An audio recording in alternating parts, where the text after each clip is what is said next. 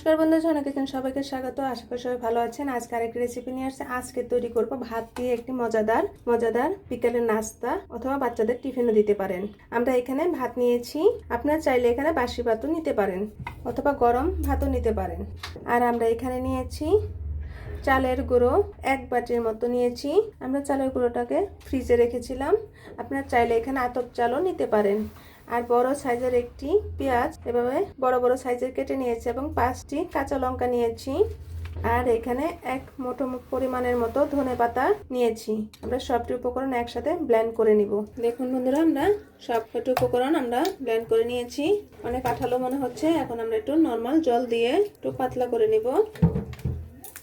Please বন্ধুরা, এখনও যারা সাবস্ক্রাইব করেনি তারা একটি সাবস্ক্রাইব করে দিবেন এবং একটি লাইক করে দিবেন। আপনারা আমার পাশে থাকবেন। নতুন নতুন রেসিপি নিয়ে আপনাদের সামনে হাজির হব। আমরা একটি ছাঁকনির সাহায্যে থেকে চেলে নেব। যদি আস্তে কোনো বাদ থাকে তাহলে উঠে আসবে। এভাবে আমরা চেলে নিব। এখন আমরা লবণ দিয়ে দিব। 1 চামচের পরিমাণের মতো আমরা বেকিং পাউডার দিয়ে দিব। এখন ভালোভাবে মিশিয়ে নিতে হবে। আমাদের ব্যাটারটা প্রস্তুত হয়ে গেছে। এখন আমরা তেলে ভেজে নিব। আমরা এখানে কড়াই বসিয়ে দিয়েছি। এখন চামচের সাহায্যে এভাবে দিয়ে দিব।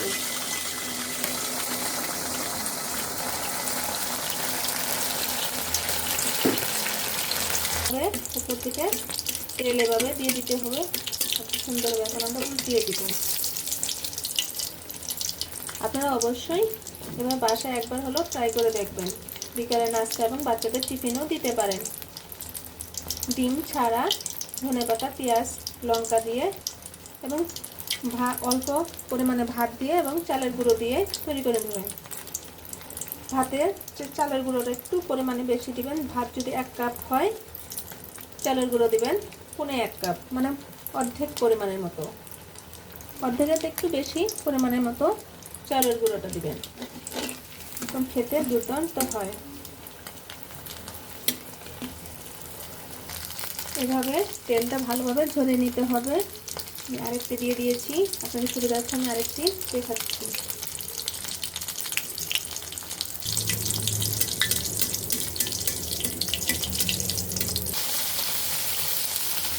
এই নাস্তাটি বানাতে তেল খুবই কম পরিমাণের মতো লাগে। এভাবে আমরা সবকটি নাস্তা তৈরি করে নিব।